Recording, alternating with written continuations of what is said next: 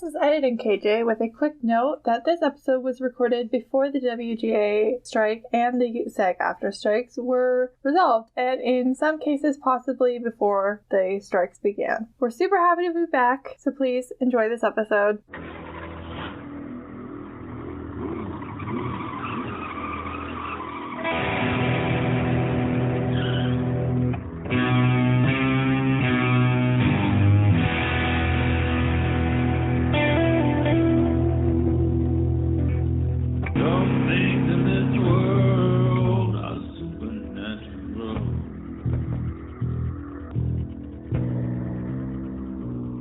My name is KJ, and you're listening to the Supernatural Opinions podcast, where some things in this world are supernatural. My pronouns are she, they, and this is the podcast where I talk to my fellow Supernatural fans about Supernatural, and we share our Supernatural opinions. Today, I'm being joined by my guests, Meredith and Kaya. Meredith, please tell people who you are. I'm Meredith. They should know by now, but... I'll judge you if you don't know me and you listen to this podcast. And my pronouns are she, her, and it feels like a million years since we've recorded this. Yeah, I mean, I guess, yeah, you weren't here last week. Yeah, I was dealing with life stuff and other stuff. And before that, it had been a minute since we recorded, so... Yeah, wow. It has actually been a while now that I think about it. Yeah, I don't know. I am a little annoyed that life stuff prevented me from recording last week because I didn't get to comment on Cass's amazing entrance. Last week, August came to us from a McDonald's parking lot, and oh my gosh. I should do that. It was a hot mess recording as it was. So that's dedication right there. Yeah, I think Cass would want it that way. Yeah. Hi, this is your first time with us, so please tell us who you are. Hi, my name is Kaya, pronouns she, they, but I doubled in they, them at the moment. And yeah, I'm here. I'm super excited, not gonna lie, a little bit nervous. In case people couldn't tell, you were coming to us from the UK. Yes. I am through video though, unfortunately not in person. Meredith and I literally lived in the same city for the last year and never recorded in person, so you know. We're just busy and forgetful. You have a good excuse, a better excuse. Considering I am currently not in that city. Yeah. And how long have you been watching Supernatural for? Oh my god, since about 2014. 2014. Okay, so predate me for sure. Yeah, a while. It's just, it just got in there and it's just never left. It's a problem. Were you watching live on November 5th? I was. It wasn't completely live because obviously time zones. Live for you would have been the middle of the night, but I assume on November 6th you woke up and watched the episode. Yes, I woke up. Actually, I had to wait until the end of the day. Because I was at work and then I watched it with my friends on a 100-inch TV, which I think is a perfect way to watch Supernatural. And then that happened and my friends were just like, why are you crying? It's just we won't talk about it. Incredible. I love all of that. All these emotions. Before we get into this week's episode, last week I detailed a top 4 list of people reaching out of the grave, and I would just like to make that into a top 5 list because I found a top 5. Skip ahead 30 seconds to avoid spoilers if you're a first-time viewer who hasn't finished season 5 of Supernatural. Also, I didn't hear that list. I want to hear the whole thing. Number 1 is Dean Winchester in Lazarus Rising. That hand out of the grave is iconic. So it's Dean. Yeah. He already has an advantage because he's Dean.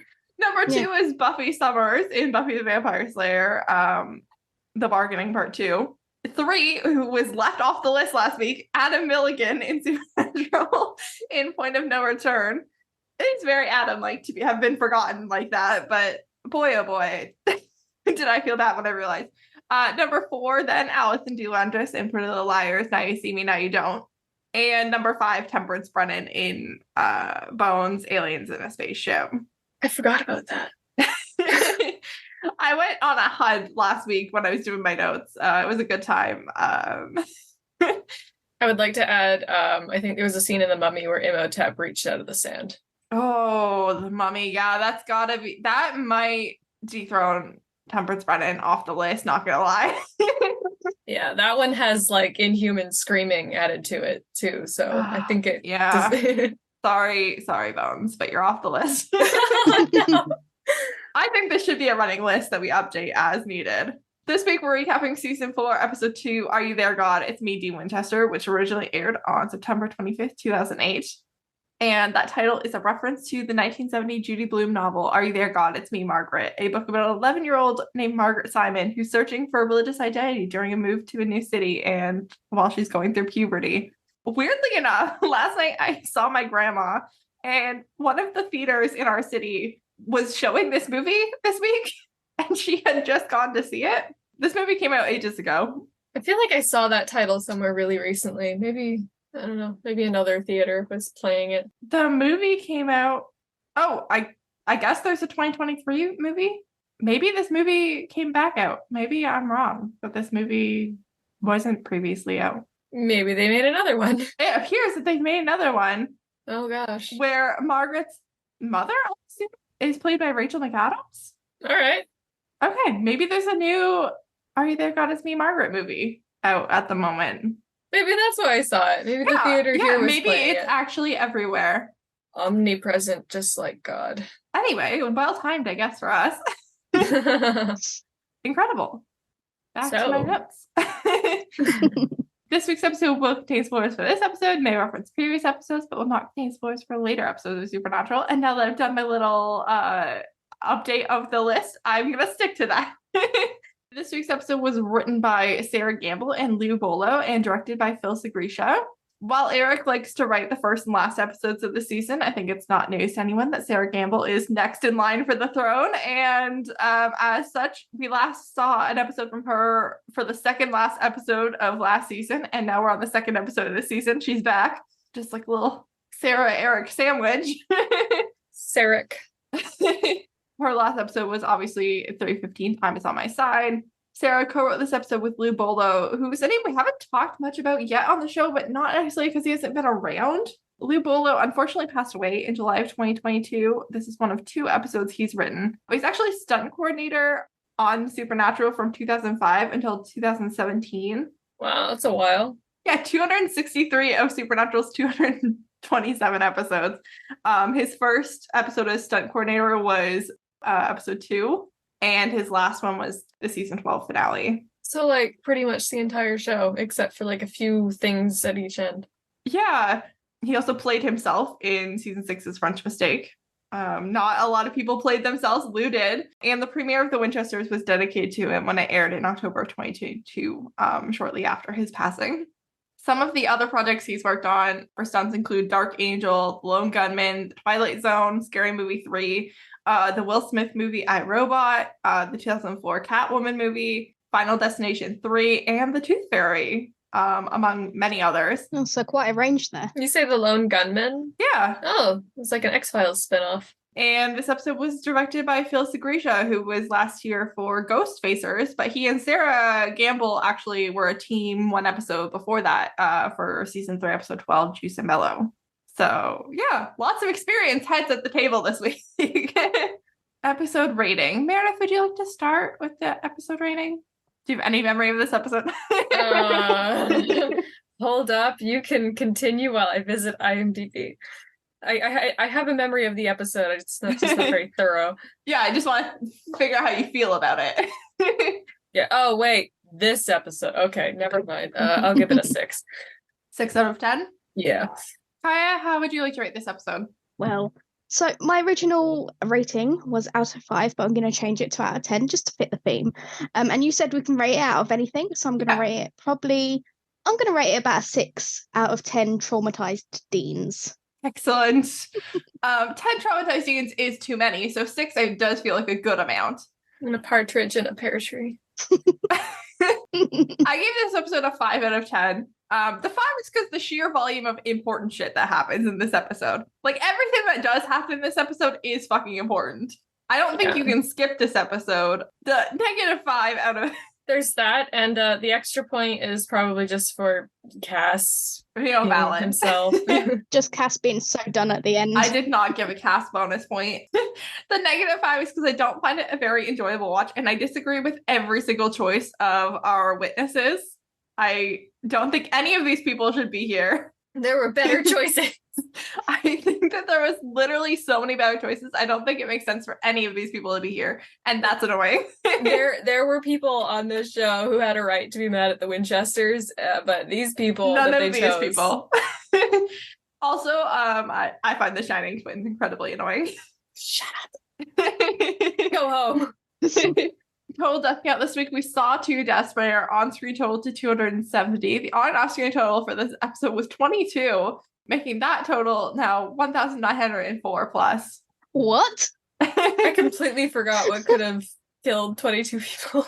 That's not counting the 6 angels, because we have a new category that was invented on the spot last week called angelic deaths. And Cass reported we lost 6 members of the heavenly host this week.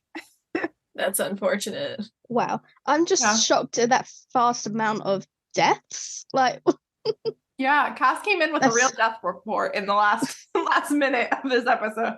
He came with receipts. Like, he dropped them and he was just like, this is it. And you know what's kind of tragic about like losing angels on this particular show? As far as I know, they're not really making any new angels. Like what they have is what they have. And with each angel that dies, that is billions of years of life and experience that's just gone. Cass did mention very specifically in this episode that heaven has finite resources on angels, and then was like, and we lost 6 this week. Like, he was not happy about that at all. Right? They're not a renewable resource. And I feel like that's a fact that I think I overlooked on my first 100 viewings of Supernatural, and definitely in the later seasons, it is brought back to our attention much later, but it is brought to our attention on episode 2 of angels being a thing, and maybe that is important actually.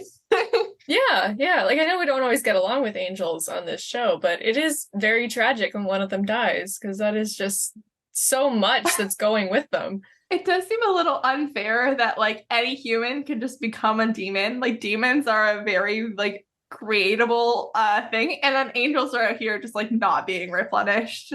I feel like, I don't know, in this particular universe, I feel like, angels kind of have a higher standard than demons do, because one angel is so much more powerful than one demon. That is true, but yeah, it just does seem like a way that the scales can get tipped one way or the other pretty severely without much that you can do about it. You can make a lot of demons in a pretty short amount of time if you are charismatic enough. Yeah, you could make a demon army, but you can only rally the troops for angels. Yeah, and if those troops are decimated in a horrible accident or something, you're just kind of out of luck. Yeah. But anyway, that's where we stand with that at the moment. So we're going to go into the recap. Initially, I skipped the little start of the episode recap because I'm okay, we just recorded 401. I know what's going on. We've only had 1 episode for things. But I went back later to check something, and I was glad that I did, because it's set to Lonely as the Night by Billy Squier. And that's a song that I enjoy, and I didn't want to miss out on it. And of course, that was added to the playlist accordingly. Good. We start off with Olivia, a contact of Bobby's, who's a hunter, and she's being hunted down by a ghost in what seems to be her own home, which is just rude. It's clearly someone she recognizes, and she was just napping on the couch with a book and watching the Three Stooges, minding her own business. And then she dies pretty horrifically. She's got assault and the shotgun. She's very apologetic to this ghost, and she just kind of gets ripped apart, and that's a bummer. Yeah, our girl can't even nap in peace at this point. Yeah, yeah. It's not like she's out here actively hunting ghosts. She was just having a nap on her own couch. Exactly. Get them when they're least expecting it. At Bobby's, Sam and Dean are having a very loud discussion where Sam, the only person not present when Castiel said he grew up Teen Titan Raisin from perdition, is also apparently the only one on team trying to convince Dean that Cass is telling the truth. Maybe that's why. Yeah. He was I didn't see the look in his eyes. As we might recall from season 2, episode 13, House of the Holy Angels are currently on the Dean Winchester bullshit list, so Dean's in a very deep denial. I mean, his reasoning for not believing in angels has always been no one's ever seen one, and Sam does snap back with, you saw one 3 days ago. And that does seem like a very valid and convincing argument. I mean, anyone with an entrance that cool has to be doing something correctly. Also, we saw the wings, and you did get pulled out of hell. Yes. Bobby's very mildly annoyed at the volume of this discussion, and he calls them over and is like, an angel can lift a soul out of hell and basically nothing else can.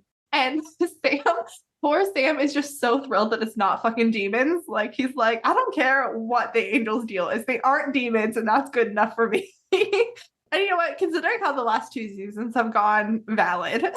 So valid. Yeah, those demons have been like cockroaches. Dean's new hang-up is that if angels are real, then God is real. And I think that the demons and the God thing were probably good enough. But okay, if we need to throw angels in the mix to get God into the equation, then God's in the equation. Sam and Bobby are pretty much just like, I mean, chances are angels equal God. I'd like to add that the way I saw it, that I feel like Dean doesn't understand that God doesn't care about him because his own father didn't. And when I realized that, I was just like, oh, that hurts. Yeah. Dean's only argument that there isn't a God is basically, I'm a regular guy and not worth being cared about by God on an individual level. Why would I get pulled out of hell? So I know that it's different on this show, and their version of God kind of sucks. But it's very clear that Dean doesn't really know anything about Christianity, because that's like kind of the whole thing. Yeah, like, I'm an ordinary person. Why does God care about me as an individual? It's like, that's kind of his thing, man. Yeah, that is a thing I would say from the outside of religion, most Christian denominations tend to believe in. It's a pretty common theme across the board. Yeah, he's to quote the Bible, he's no respecter of persons. That was Jesus, but like... Dean is also in a singular shirt, which is his vulnerable state. It also appeared to be the shirt from Playthings and Night Shifter and the season 2, episode 20, the name of which is not coming back to me at the moment. Anyway, Night Shifter shirt being back in this episode is a choice. You know, now that you pointed out, yeah. Yeah, because something else from Night Shifter is about to be back. And we're not sure how we feel about that one. Bobby passes off a stack of lore books and tells Dean to start reading. And Dean has decided that he can't really be mad at God or angels. So I guess because Sam's been pro-angel, he's mad at Sam. And he's like, get me some pie. If I'm going to do all this reading, there better fucking be pie. Such a mood. I mean, yes, if I have to do a lot of reading, I would also like baked goods. Mm-hmm. But also, you got to bring your snacks along, you know? You can't just do research without snacks. It's gonna casually hold up this container of chocolate eggs. I'm just gonna hold up mine of Jaffa cakes. See? You come with snacks. Yeah.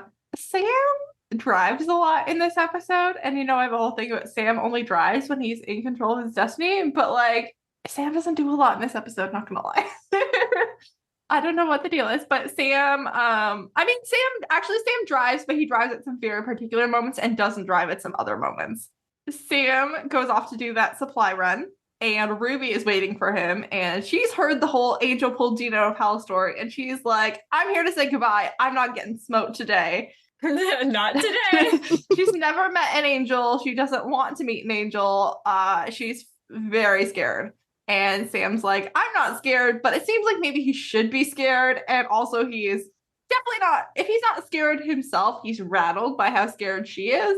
It's like something in this scene actually like jumped quite out at me. So Ruby says that angels are quite known for smiting first and asking questions later, which does parallel. And I have noticed there is quite a few parallels in this episode. It parallels what Sam and Dean were told to do when they're younger, was shoot first and ask questions later. I was just like, yeah. Yeah, I feel like on this show there are like a lot of parallels between how angels are trained and how Dean and Sam were raised. Yeah. But yeah, Sam drove to that store and met up with Ruby, you know, because he's got a little B plot going on that no one else knows about yet. Or a Ruby plot. Yeah, that's how 2 episodes in a row we've seen Sam sneaking around with Ruby, and Bobby and Dean don't have any idea that Ruby's even alive or on Earth. Having secret demonic trysts. Yeah. Sam gets back and Bobby's like, don't even get out of the car, leave the car on. My friend Olivia Lowry hasn't answered. And Sam recognizes Olivia by name, and I just would like to know why. It's fine if he does. I'd just like to have details. Sam, once again, has 4 months unaccounted for. We know where Dean's been for the last 4 months. We know that Sam was not with Bobby for the last 4 months, and he's been running around with all kinds of people. And I mean, he didn't meet certain people straight away, just saying. Yeah. Dean makes Sam scoot over to the passenger side, and Sam's forgotten the pie, which is it's not a good Sam day. He just said he's never forgotten the pie, and then he immediately does. I think we can probably blame Ruby for that, but it's foreshadowing. It's not a good look. Sam's going in a dark path. Olivia lives one state over. We do not get a state. It's got to be either Minnesota, Montana, or South Dakota, just because that's how geography works. But it would be nice if we had a specific location. Olivia's unfortunately dead, and Bobby's very upset. Bobby has to walk out of the room and like take a minute. It's pretty graphic. She's torn apart, and we know it's really graphic because we don't actually get a direct shot of her body. Oh, damn. We get a shot over the top where we can tell that it's a bloody body. We get a shot where it's in the background behind Sam and Dean. We do not get a shot of the body, but you can tell that the ribs and everything are like ripped open. Like the chest is just gone. Is anyone else kind of annoyed that like she was murdered in her underwear? Yes. I mean, it's supernatural. She's a woman. It's barely even.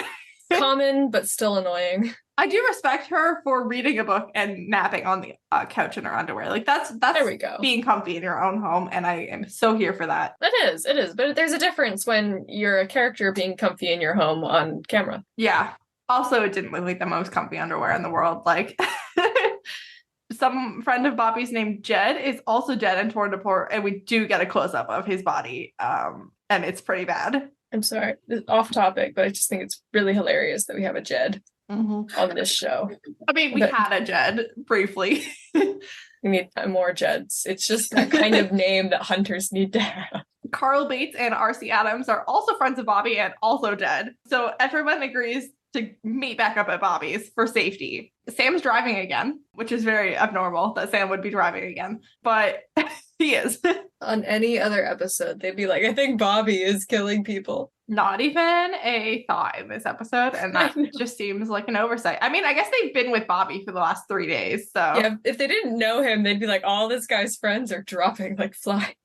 I mean, that's basically the John Winchester effect. Like, Mary died, and then every single person Mary ever knew died. Like, that feels like John Winchester should have been questioned by police a lot more. Yeah. But hey, police in this universe kind of suck. Unless you're Henricksen, you weren't that bad, actually. And then you died. Dean's sleeping in the passenger seat. So Sam fills up the car, and then he goes into the bathroom, and he's washing his hands, which I'm so glad to see him washing his hands all the time. And I just wanted to add something that, not an important thing, it's just something that really disturbed me. I don't know if anyone else noticed, but when they pull up to the gas station, Dean is sleeping, but just with his head fully outside the window. He's laying down. He looks very uncomfortable. His just head's fully outside the window. And I'm just like, Dean, how can you sleep like that? With the wind in your face? Like, sir. He's a dog. I just had thought the window was closed. But yeah, if the window's open, that is insane. Exactly. I'm wondering if maybe we were supposed to think the window's closed, and then because of like the reflection, they like lowered the window to film. But either way, it's not. That's insanity. or maybe this is just like an extremely subtle way that Dean just came back wrong from the dead. Honestly, I'll believe that at that point. Honestly, it's not the first what the heck Dean moment from this scene. I will explain once we get to that part, but like, so yeah, the bathroom gets really cold, and Sam sees Henricksen in the mirror behind him. And Henricksen's real pissed. He's like, it's your fault that I died and all the other people in the police station. And he starts slamming Sam around. Luckily, Dean's big brother senses get to tingling, and he comes in shotgun first, saves Sam's life. Sam does smash his head off a sink, but he doesn't get knocked out. Just like, how does this man not have severe brain damage at this point? Yeah, like, Dean was very concerned that Sam had a concussion when they got back in the car. Yeah, also, it would be. It can't be nice. Also, Dean was so concerned that when he ran into the bathroom, instead of looking on the floor like, you know, a logical person would, he immediately looks up at the ceiling. He looks up at the ceiling first. He's maybe looking for more ghosts is what I want to say is happening in that scene. I'd hope so. I'm also assuming that there was some amount of CGI happening, and Jensen didn't know where he was supposed to be looking. It's probably also a factor, but based on the notes that you sent me, I did watch that scene like 2 or 3 times just to be like, what is What is that? Yeah, what was that? But I do think he's supposed to be looking to make sure there's no other danger before he tends to Sam. That's true. That's true. Giving him the benefit of the doubt on that one, really, because it does look a little silly. We got to give our man the benefit of the doubt, honestly, because that's all he's got. I feel like this whole show is just us giving them the benefit of the doubt. Yeah. In a good way. Bobby makes it home first, and he's home alone when he hears children's laughter and the lights and the radio are going nuts, ghosty stuff. He grabs the iron fire poker. That's his approach to safety. And I respect his desire to hit things. Like Sam and Dean have the shotguns. Bobby's like, I'm gonna just hit something if I see it. His punch first, ask questions later. Yeah. On this show, a ball bounces down the stairs, and then two girls appear behind him, and they're literally dressed in the same outfit as the twins from The Shining. Like, yeah, it's funny, like they're two little girls, but they're actually wearing the same like blue dresses in the same style as the girls from The Shining. These two little like spooky spooks are played by Eve and Lara Kasha. I'm assuming they're real life sisters.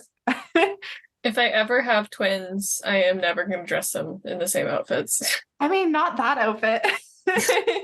Laura also did a short film in 2013, but otherwise, this is their only IMDb credits. They did a lot of acting in this episode to not have gone on to continue acting. Like, they had a lot of lines for one-time child actors. Yeah, it's true. They did pretty well. Also, I think they did great. I was very surprised that they had nothing else on their pages. I'm like 60% sure I had pretty much the same outfit as a child. Okay. And what a way to start your child acting like career by being on Supernatural. Yeah, I mean, I feel the one show you're going to be on. Common, but yeah, start and end of their careers. It seems like. Back in the car, Dean is getting increasingly concerned because Bobby's not picking up the phone. Also very concerned Sam might have a concussion. Sam's very clearly upset that Henricksen is dead. He already knew that, but it's really hitting him that it's their fault. And Dean just snaps that if Sam's not thinking about answers to their problem, then not to think at all. And I'm like, dude, you don't even know what the problem is at this point. I don't know what solution you want because you don't know what's happening. But okay. It's a Winchester kind of philosophy. Solve first, ask questions later. Yeah, everyone's tempers are just a little short in this particular episode. They get back to Bobby's and they don't immediately find Bobby dead. And I'm like, that's a good sign at this point that Bobby's not like chest ripped out on the living room floor the second they walk in. But Bobby's fire poker is on the ground, which is bad because that means he's no longer holding it. They split up. Dean goes upstairs and Sam goes outside. And we know that Bobby is outside in a car that's like stacked up. It's like not even a car that's on the ground. And the ghost girls are holding him hostage. I'd love to see a scene of them somehow getting Bobby into that car. Again, how did ghost physics work? We don't fucking know. They just skipped that because they were like, no, that would be too comical. I bet they kicked him in the shins like all TV little girls. It's like when Sam ended up in the basement in the Ghostfacers episode. Like, how did Sam get into the basement? Well, in like the 3 seconds of darkness, it's ghost physics. Dean's confronted by the ghost of Meg Masters, the girl who Meg the Demon possessed back in season 1. We haven't talked much about Meg or Nicki in a while. Nicki Aycox also passed away in November of 2022 at the age of 47 from leukemia. She'd been diagnosed in February or March of 2021. And many of the cast and crew members spoke of how great she was to work with, how missed she was going to be. She's incredible. I'm really glad we got to one more episode with her so we could talk about her, even though I don't think she should be here. Yeah, I am so glad that she's here. I'm glad that we got to see like her amazing acting talents one more time on this show. And I mean, she's playing a different character entirely in this episode, and she feels like a different character entirely in this episode. I saw her once on Criminal Minds, and I've discovered she did evil really well. It's chilling to watch her. Yeah, I mean, like there, like a lot of the like very like hypersexualized stuff, like that's all Meg the Demon. Like there's none of that in this characterization of Meg Masters at all, and yeah, very different character. Honestly, I think she did a great job. Well, and she mentions like the hypersexualization, and she like openly hates it. Yeah. It's what I find interesting about this scene is I went silent a moment because I was just checking as well that the scene as Dean walks towards the door where he meets Meg, it's really very similar to the dream sequence where Dean meets himself. And also there's lots of themes that Meg talks about that directly parallel Dean as well. Yeah. The more she talks, the more parallels there are. Exactly, yeah. And I'm just like, this is very much two people, like two of the same sort of coin sort of thing. And I was just like, okay. Yeah. She actually raises some interesting questions or thoughts about like demonic possession. Because it must be like very violating to have this demon in your body and controlling it, and also like cutting your hair and deciding what clothes you wear and doing things that you yourself would never do. Yeah, having her hair be long now when it was like cut short, and being like, the demon cut my hair. I mean, what do you think the demon went to a salon? Do you think she walked into a hair salon? And then she killed the hairdresser? Probably. But she walked into the hairdresser's house and was like, cut my hair, and then I'll let you live with one of your hands. Yeah. It's not the type of tip you want, not gonna lie. No. We did unfortunately know this from when they exorcised Meg the first time, and a little bit from when Sam was possessed by the demon that was in Meg, whereas Meg the demon. But Meg was awake a lot while she was possessed, and she's really pissed that they didn't think to exorcise the demon from her body. They threw her off a building instead, and definitely contributed to the fact that she was not able to survive when they did get around to exercising her. Because they never even thought about it. Like, they literally not once thought about trying to exercise her in any of their previous Meg interactions. Which is really funny because, like, demons and exercising kind of go hand in hand in, like lore and in fiction. It's interesting that they never really thought of it. And the line that Meg says to Dean is like 50 words of Latin a little bit sooner, then she would still be alive. And I was just like, but like in this scene as well, that Meg actually does kind of ask Dean, does he know what it's like to be with evil for months, with like your family not knowing, which I also thought was kind of like ironic as well, because that's exactly what he had just been through. Like, again, mirroring his experiences that he just experienced in hell. Yeah. And Dean's kind of the only one who has, I mean, obviously Dean was just in hell. So not counting that, Dean was just in hell. Bobby's wife, obviously, possessed by a demon, and Bobby had to kill her. Sam was possessed by the same demon that possessed Meg. And, you know, demons have been orchestrated. I don't know if Sam's even told Dean about the whole demon blood thing when he was a baby, but like that's going on as well. And like also the only time that obviously with John, he was possessed for quite kind of intensely. Like the only time that he got certain words from John. Yeah, really the only time someone Dean cares. Like those, like Dean and Sam and John being possessed are like the closest the Dean's come to being possessed. Like Dean was just in hell, but like he's never been possessed before. But you know, it's interesting to see how often people are possessed and who's not possessed. And also about how that experience affects them. Yeah. Not to get ahead of ourselves or be all pro Sammy Sam hour, but this is my podcast, and and Sam's my boy. Sam's upcoming arguments over the course of the season about how the demon knife kills all the vessels sounding very valid right now in this conversation with Meg. Like, oh, maybe we should actually be doing things that save the people the demons are possessing instead of just stabbing them with the ruby knife and killing them. Well, yeah, like they honestly might not want to live after that experience, but it's not really or be able to live, but we don't know that unless we try something else. Well, exactly. It's not really the hunter's job to decide if they should be given the opportunity or not. Yeah, they do a lot of stabbing and not worrying about it. But also from this point on out, they just stab even more and don't exercise as much, which is interesting. Dean notices that there's a brand on Meg's hand. Then we're back with Bobby and the Terror Twins. And Bobby, from what we gather, we don't actually get a full story on where these twins are coming from, but Bobby appears to have like been trying to find them, and he missed a room or like narrowly didn't get there in time, and both these girls got eaten by some monster. Meanwhile, Sam is down below in the scrapyard, like tearing shit apart looking for his dad. Meg says she has a younger sister who was absolutely destroyed by Meg's disappearance, and she died by suicide after identifying Meg's body. Absolutely not meant to be a parallel to Sam and Dean at all. Exactly. I'm glad that you picked up on that as well, because I wrote that down as nice. It's like another parallel between them, and I was just like, This show. I mean, if anyone hadn't gotten that parallel, Meg pretty much explicitly stated it at the end of her sentence. Like, she was like, and it's just like, how familiar is that sound, Dean? Just to really make sure that we picked up what she was putting down. Like screaming in our face type of thing. Yeah. Like, okay, we see it. Sam happens to look up and see something in the mirror. I guess he sees Bobby. I wasn't really clear on what exactly it was that Sam saw, but it doesn't matter because he finds Bobby, and that's the important thing. At this point, he just gets thrown into another car. So like his head injury is not improving. He basically comes very close to going completely through a windshield.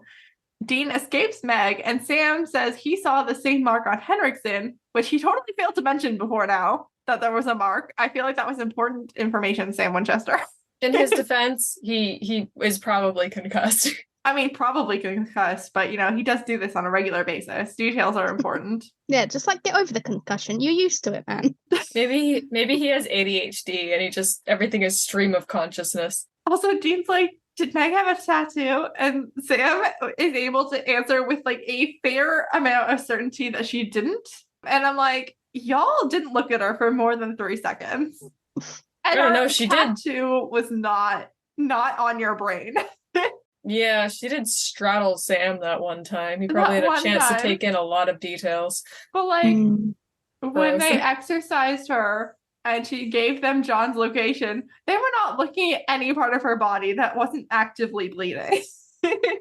Yeah, I don't know. I think Sam was interacting with Meg more than I think so too. But yeah, Bobby is like, I think I've seen that mark before. And he just grabs a bunch of books and shoves them into Sam's arm. And this is when we premiere Bobby's Panic Room in the basement. Yes.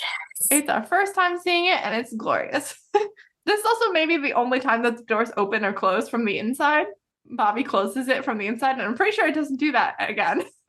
Pretty sure the inside mechanism is disabled after this episode, because probably a good idea. It's not how we typically use. This is the only time the panic room gets used for its intended purpose.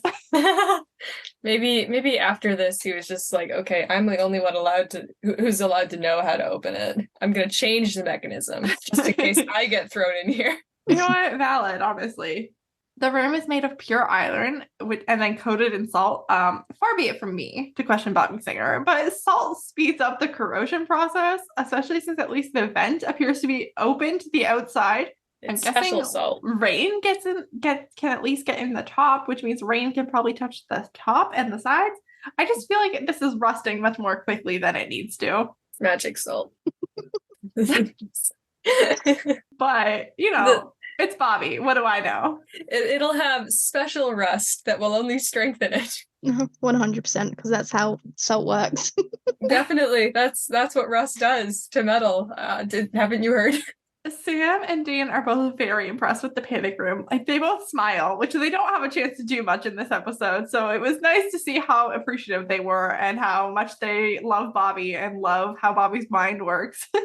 And they get to work on making some salt rounds while Bobby does research. Dean's back to being mad about God. He's really fine with random horrible evil occurring. He's not down for God to just allow horrible random evil.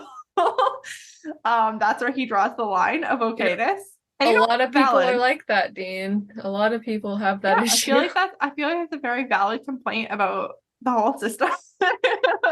Bobby's like, I'm not even getting into that debate. That is not a debate I'm having today. I have a problem with this particular version of God on this show, allowing that. Yeah, since, he seems very intently involved on 2 particular people. Yeah, no, he plays favorites. That's not what he's supposed to be doing. Bobby identifies the mark as the mark of the witnesses. All these people died of like unnatural things, the supernatural, because, they can't just say supernatural. They were forced to rise by someone doing a spell, and it's really painful for them. It's like a big plans kind of thing. And he's like, the rising of the witnesses is part of the book of Revelation, and it's a sign of the actual biblical apocalypse. Slow zoom on each of Sam and Dean's faces as they absorb that information. Dean refers to the apocalypse as in 4 horsemen, pestilence, $5 a gallon of gas, and that was 2008. This is September 2008. I'm not sure how far in advance they would have filmed, but gas did top out at over $4 in June of 2008 and then fell over the rest of the year. Back to present day, though.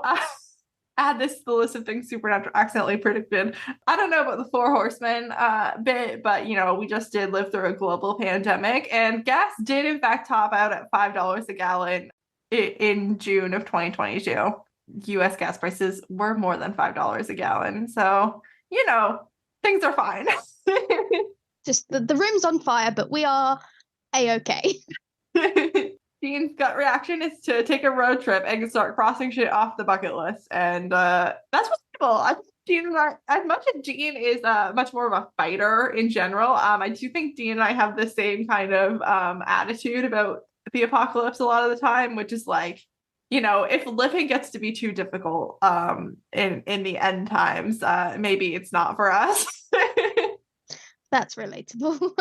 Again, I want to sleep in on Saturdays and have internet. Bit of a tangent here, but I am trying to go through the Book of Revelation just on my phone, and I really wish Supernatural would start listing like a verse and like a chapter just to make things easy on me. Yeah, it's not their style. No, I want to research easier. Stop making me go through 22 chapters of this thing. Yeah, Supernatural just needed to take one for the team. That's the only thing they had to do. It's like, I want citations, okay? Bobby does have a spell to put the witnesses back to rest so they can at least survive today to worry about the apocalypse later. Unfortunately, he needs an open fire and a few other things around the house, and the library is the only place in the house that's possible. It seems like Bobby would have some method of starting a fire in the panic room. But again, who am I to question Bobby Singer? Listen, it just seems like, it didn't seem like there was a lot of food in the panic room, and I'm just wondering how long Bobby plans on living in the panic room at any given time. At least expect some rations, like rations. It didn't seem like there was. Also, like, if I had rations, a way to heat them feels like a thing. But yeah, it took him a weekend to make. Maybe that's all he planned for. It was just a weekend, just like maybe he fun, just cheeky. Hasn't stopped it yet. I mean, we don't know when this weekend was. It could have been fairly recent. I feel like Sam and Dean have been to the basement in Bobby's house before, at some point in their lives. So, like, maybe this is a recent addition. Valid. They arm up, and Bobby tells them to cover each other but not run out of ammo. And I don't think Sam or Dean need to be told to watch each other's backs at this point, but they are dumb. So I guess it doesn't hurt. Oh no. Oh, don't come at my boys like this. Oh my God. I forget what they did last week that was so dumb, but there was a thing last week and I'm just like, oh, they're dumb. Or maybe it was just when I was watching season 15 with Moira recently. Either way, things are bad. They're pretty dumb throughout the entire show. It's okay. They do make questionable choices. Speaking of things from season 2, episode 12, Night Shifter, Ronald Resnick is added into the mix. He's also pissed about letting him die, but Bobby just shoots him and says, if you're gonna shoot, don't talk. And I would just like to say that Ronald, actually nothing that happened to you was the Winchesters' fault. I mean, yeah, he's not a very good choice for this episode. He kind of like Meg. At least Meg died on the property. It makes sense that if Meg was a ghost, this is where she would be. And I think Meg has the most reason to be mad at them. I still don't like that she's here, but she has the most reason to be mad at them. They could have exorcised her. Also, I don't know why her sister had to ID her body, but because they knew who she was. But anyway, like, they had a first and last name, I feel, and where she was from. But anyway, whatever. Ronald, if it's been a while since Night Shifter, Ronald locked them all into a hostage situation at a bank with a monster, then didn't lay low and got taken out by snipers. He didn't even get taken out by anything supernatural. No. Bobby's logic, he shouldn't even fucking be here. No. He didn't listen to them at any point. The only SWAT team took him out. I guess the only thing the Winchesters did wrong was not be convincing enough for a guy who believed in Cybermen. You know who Ronald should be mad at who's here? Fucking Henricksen, who let them fire into a bank. Like, also, the snipers should not have fired on Ronald in that moment because they had no idea who Ronald was, and they had no idea if Ronald was a hostage or not. Yeah, the snipers, they should have been fired. But anyway, Sam is sent upstairs for something, and the Shining twins are back, and Dean just shoots them. He takes his dad's advice and shoots them, which deters them for all of 2 seconds. They're little girls. Dean runs to the kitchen, and they're immediately back. They're very, very persistent. Little girls are made of something different. Meg is then chatting with Sam, and she knows what Sam's been doing with his demon powers, and she wants to know how many bodies Ruby's used just for kicks. At least 2. And we don't know where blonde Ruby's body came from, but we do know she got fucking wrecked in the season 3 finale. Like, that body's gone. Yep. Sam shoots Meg right in the face, which felt very harsh. It's like, hasn't she been through enough? Dean and Bobby get cut off from one another, and it's Dean and Victor in the kitchen. I would just like to say, Sam calls him Henricksen every time, and Dean calls him Victor. So, you know, all you shippers out there, you got that going for you. I give you ammo.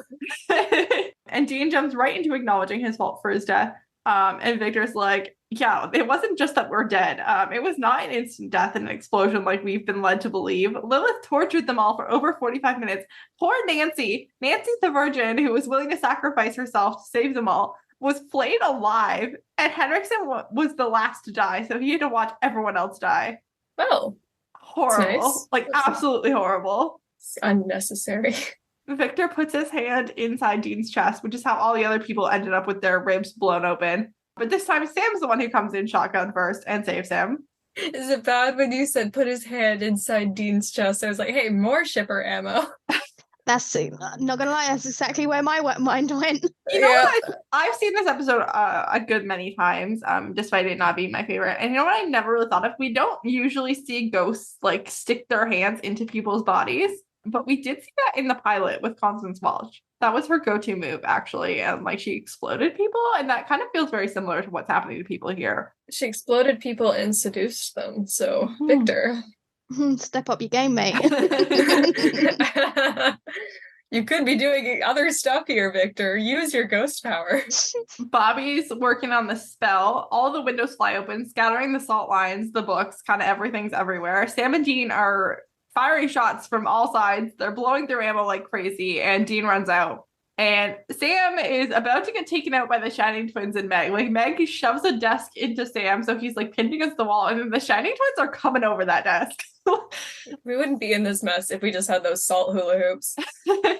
And Dean's supposed to, Sam tells Dean to cover Bobby, but Dean forgets how ghosts work for a minute, and Meg appears behind Bobby and grabs him. Because yeah, without the salt lines, the ghost can just show up on any side of them at any time. Bobby drops the spell bowl, but Dean catches it and throws it into the fire, completing the spell, and somehow Sam gets out from behind the desk and to Bobby at the same time that Dean does, even though like he had to get out from the desk and Dean was like right beside Bobby, but it's fine. The concussion gave him superpowers. Yeah, they're both there to save their dad. It's fine. Yes, we like to see it. Sam's then sleeping on the couch in the living room, and he's looking so soft and so cute. And Dean's sleeping on the floor, fully dressed in jeans, it turns out, which is just does not seem comfortable. It's just off topic. I had a friend who was sleeping at my house, and he sleeps in jeans when he's like staying over at someone's place. And I thought, what is wrong with you? At least that's some just softer pants. My goodness, just chaotic, honestly. Oh, you just rewrote like my entire perception of who you are. I've fallen asleep in jeans before, but they're not like I've never gotten down on the floor to sleep, which is already uncomfortable, and been like, you know what would make this sleep better? Denim jeans.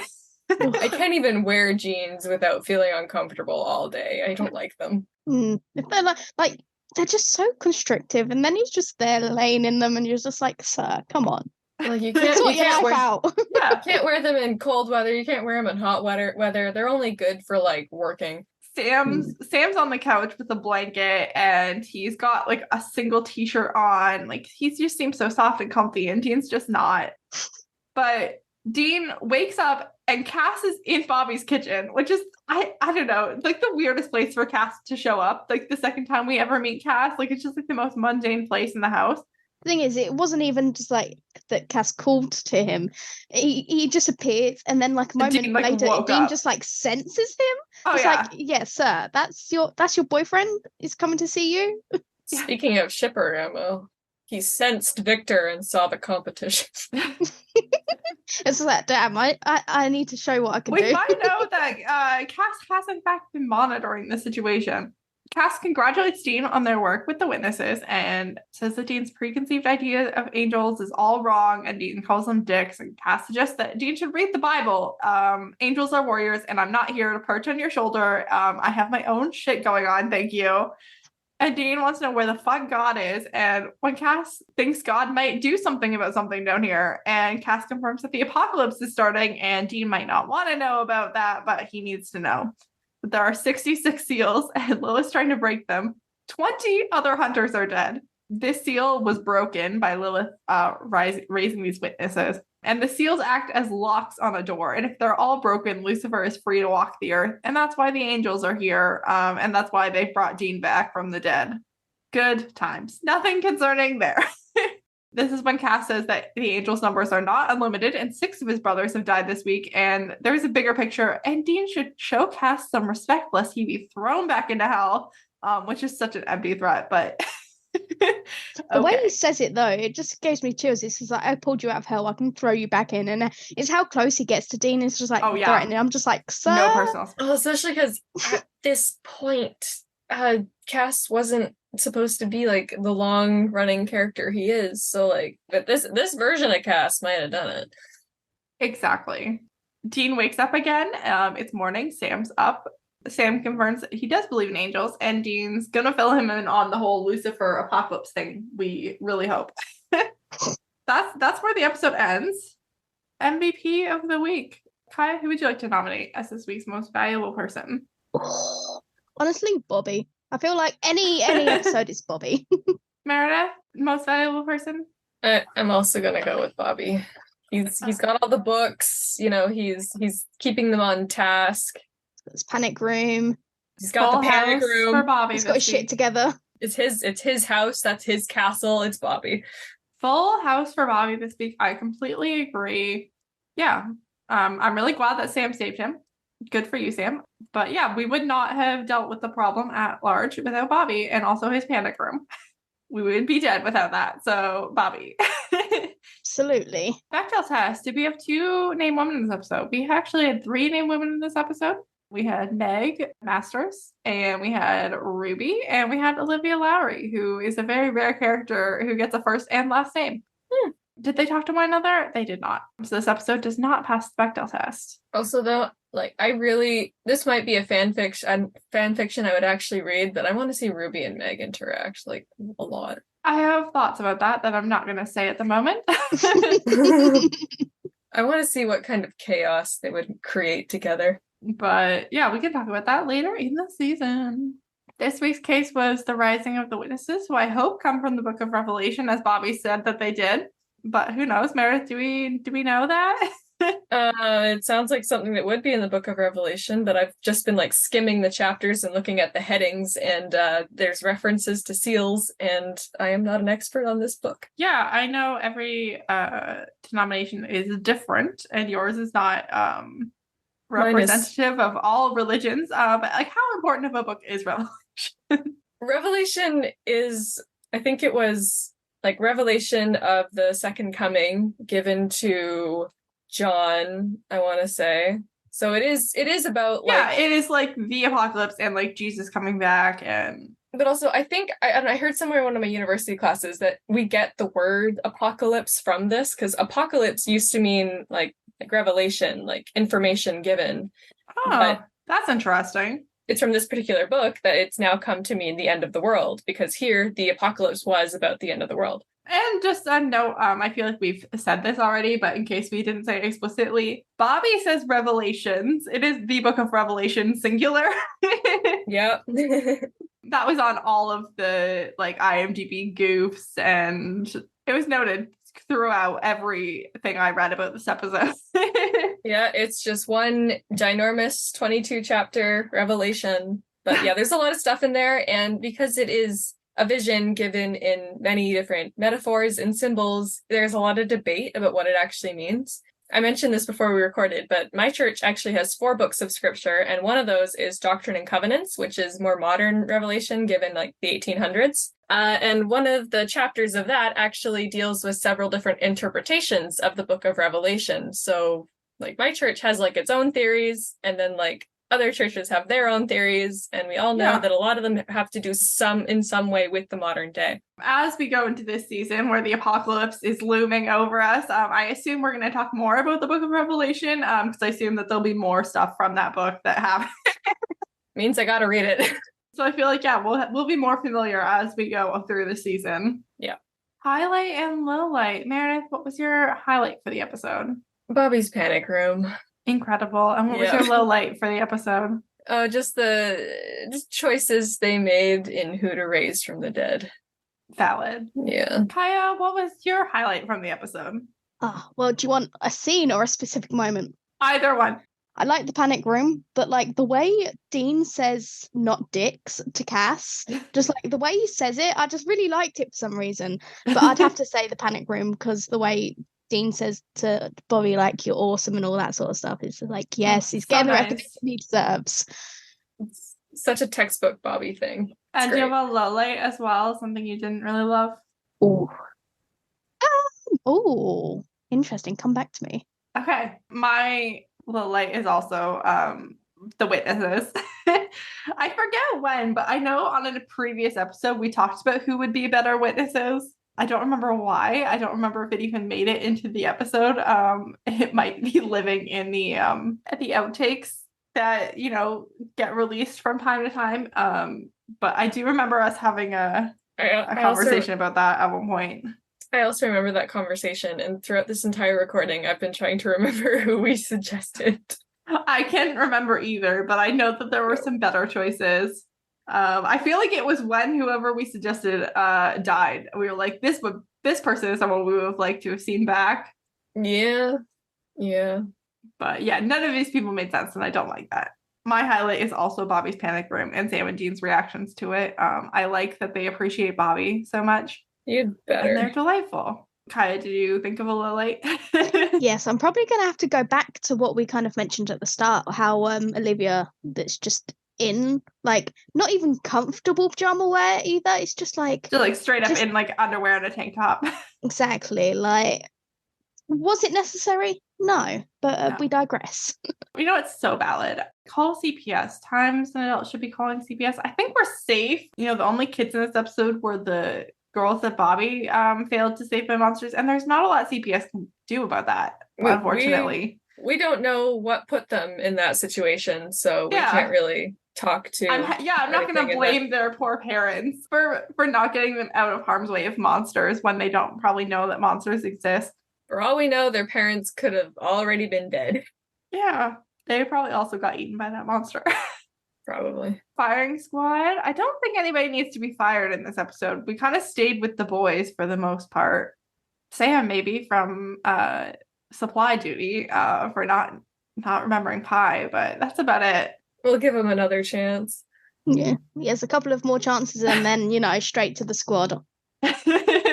Exactly. Mental health check. I'm not a psychologist. This segment is based purely on my own opinions. Weekly reminder: if you're struggling with anything at all, please reach out for help.